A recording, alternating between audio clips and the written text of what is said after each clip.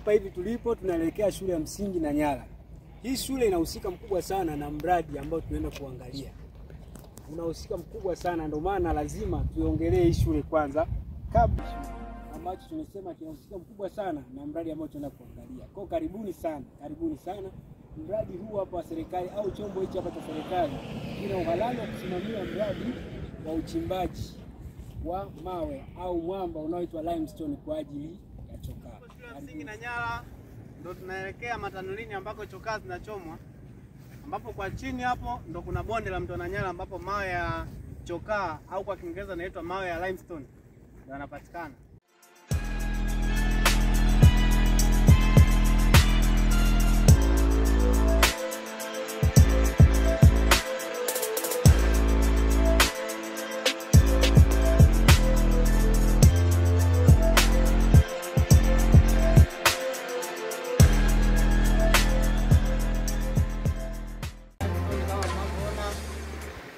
Au kikemia inaitwa marble chips, mawe ya chokaa, ambapo chokaa ile tunayoiona inapakwa kwenye nyumba, mawe yake ndo haya hapo.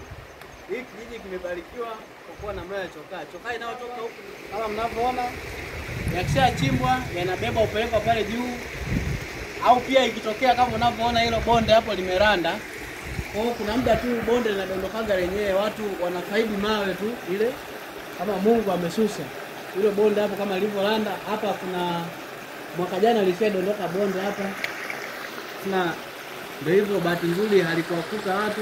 Tunashukuru Mungu, uzima ulikuwepo, watu walifaidi mawe ya bure. Yakisha chimbwa yanapondwa pondwa, yanakuwa kwa namna fulani hivi ambayo ukubwa size hii hapa, ambapo mtu anaweza akabeba kupeleka pale juu, au kama imekaa sehemu nzuri ambapo gari linaweza likapita, gari litakuwa linabeba linapeleka juu. Au hapa ndo mwamba wa chokaa. Hiyo ndo stage ya kwanza. Tunatoka bonde la mto Nanyala tunaelekea juu.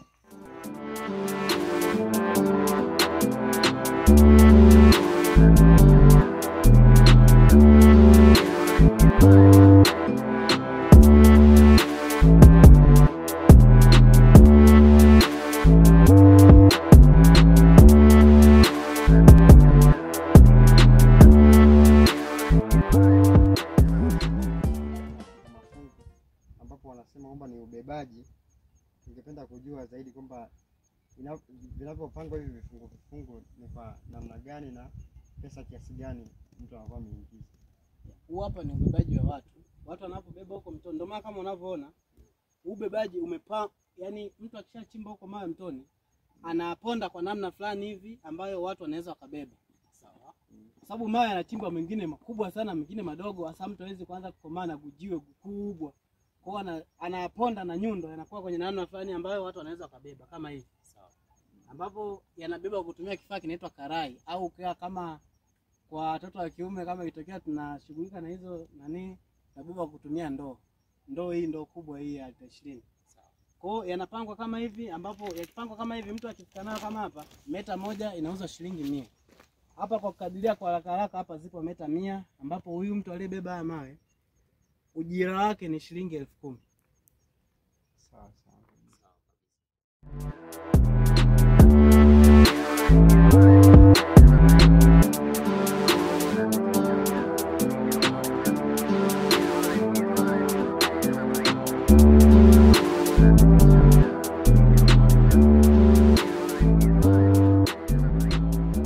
Apate 10 ambazo ni nzito na zina ubora ili ziweze kuiva. Yale mawe yaweze kuiva.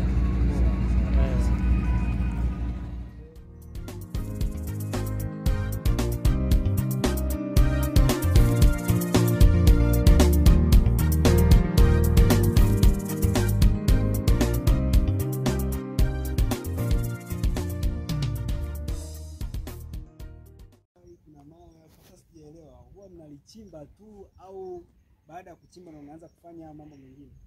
Yaani tanuri kwanza linachimba tu kama kuchimbwa ile kama kawaida. Sawa. Sasa linavyozidi kujengewa na kutumika sana, linazidi kutanuka. Kama tunavyoona kule chini kuna mlango, ambapo anapitia kwa kule chini, anaingilia kwa huko, anawasha tanuri. Likishawaka Likishawashwa kama leo, kesho linakuwa limeshuka. Akiamua sasa ni yeye kama ana kuni nyingine na mawe, anaongeza tena kuni na mawe tena. Hiyo process inaitwa kuchochea tanuri. Mlango wa kuingilia ambako ndugu mtazamaji, ndio tukuoneshe mlango. Ndio tumuoneshe mlango. Sawa, kule hakuna mvua isipokuwa labda maji yanayotembea chini yanaweza kutoka, lakini matone hayawezi. Na likishawashwa kule, kwa kuwa kuna mawe na kuni, na maana kuna kuwepo na nafasi ambayo inaweza kujitokeza kule. Baada ya nafasi ya kujitokeza, maana kuni zinakuwa zimeteketea, mawe yamebaki. Kwa hiyo likishashuka, kwa tunachukua tena awamu nyingine kuni, tunapanga juu hapa, wakati moto bado haujaisha, baada ya siku panga kuni tunarusha tena hao. Kwa hiyo ikionekana limeiva sasa, ndio linakuwa limejaa ile tayari kwa kwanza kuchukua lishapo. Video hiyo hizo tukusa ni zito, sio sawa? Ili jiwe asili yake kubwa yani linatunza joto, ndio asili yake. Kwa hiyo likishapata moto likiiva linakuwa jepesi. Kwa umeona hapa hii stage ipo juu hivi. Ikishakuwa jepesi inashuka, yani kwa mfano ile space ya kuni sinakuwa ishaungua. Inaacha nafasi hii. Kwa pia hata ule wepesi unafanya nini? Shuka. Kwa kija hata likiwa limewaka, ukija unakuta moyo yote yanashuka. Sasa kuni zimekuwa na ile jiwe lishakuwa jepesi na kwa kushuka pale kushuka chini.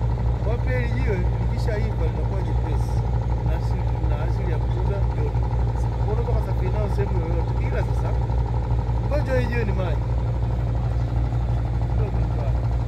Kwa hiyo limeiva, ukichukua ukiweka sehemu yote kwenye maji na yeye. Sasa usipende maji joto. Okay, wagia maji basi ile wasi ile joto inatoka sasa. Kama joto inatoka kwa hiyo na kwa hiyo inayayuka inakuwa kwanza amboni. Sasa ikishakuwa unga tayari ni jiwe. Wale watu ambapo ishaipuliwa stage ya kumwagia maji, kishamwagia maji yanaumuka, yanakuwa sawa. Kishakuwa kuna watu pia wanakuja kuchekecha. Watu tunachekecha. Tunachekecha hii baadhi ya mawe yabaki, kwa sababu kama kuna baadhi ya mawe yanabaki kusalia ambayo tunaona yale pale asili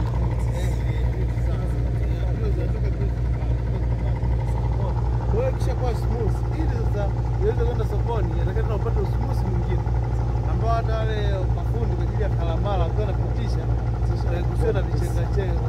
Kwa hiyo tunaenda kwa mashine usafi ili tuzidishe ule smooth. Ule smooth ambao tunaweka kwenye paka. Ina maana baada ya kuchekecha hapa tunapata kwenye mfuko kama ile pale ya kawaida. Mule mashineni tunaenda kusaga tena ili iwe laini zaidi kwa ajili ya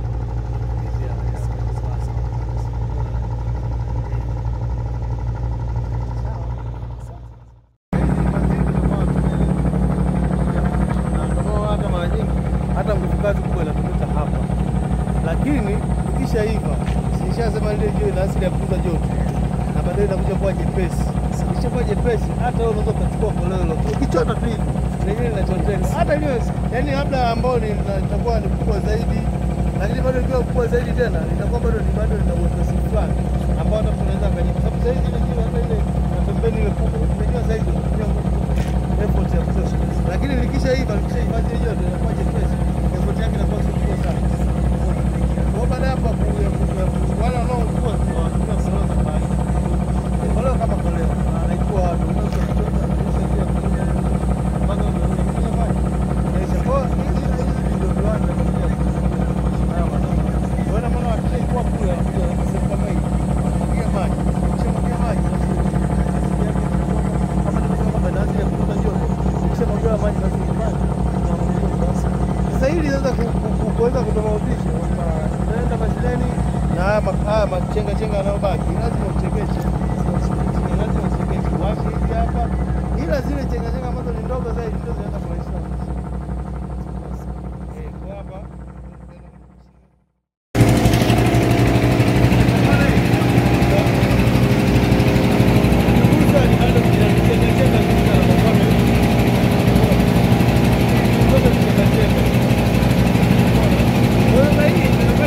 kawaida kule.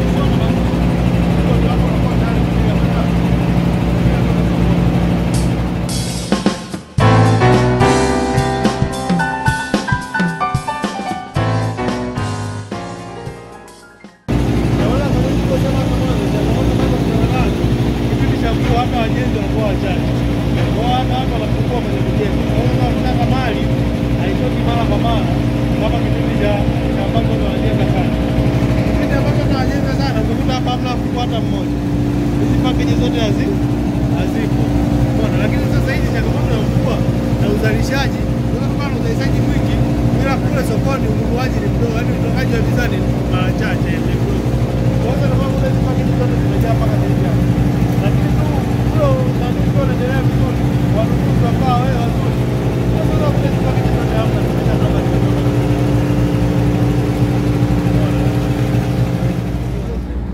Mpaka hapo tulipo. Lakini sasa hapa chini. Hapo chini sana. Mwapati. Lakini kwa mfano kule ng'ambo kwa kule baya kule ule ukanda wote ule na mawe. Sasa kule mawe hapo juu. Kwa sasa ili mawe mpaka afike huko kuna gari ambazo zinaenda kutoka kule ng'ambo. Magari ya tipa zile. Zinaenda kubeba mawe yanakuwa ni makubwa yanaleta hapa na mwanga. Basi kuna watu kwa ajili ya kulainisha pia yale mawe yawe katika size ile ya kokoto. Unaona ili yaweze kwa sababu kuchoma hizi kama tulivyosema kule unaweza kuchomea mawe yale makubwa zaidi. Kwa lazima hapo ndio maana kutoka wale wanaoposha zile kokoto daisha watu waishalainisha. Ndugu mtazamaji, kama unavyoona tumetoka kuona kiwanda processing mpaka tunapata product ambapo ni kiwanda cha Twiga Lime. Tumeona kila njia, tumekutana na mwenyeji wetu ametueleza. Kwa kijana yoyote aliyeko nyumbani, fursa ziko, ajira zipo nje. Kwa hiyo tukusii kama kijana, sogea. Location ipo ni mkoa wa Songwe, wilaya Mbozi. Sogea usichukulie fursa wewe mwenyewe kwa mtaji wa 370,000. Nguvu zako ndio mtaji wako. Kwa hiyo tuwasihi vijana wenzetu, sogee muone fursa zilizoko mkoani Songwe, wilaya Mbozi, kijiji cha Nanyala. Tunawapenda sana, tunatakia asante sana.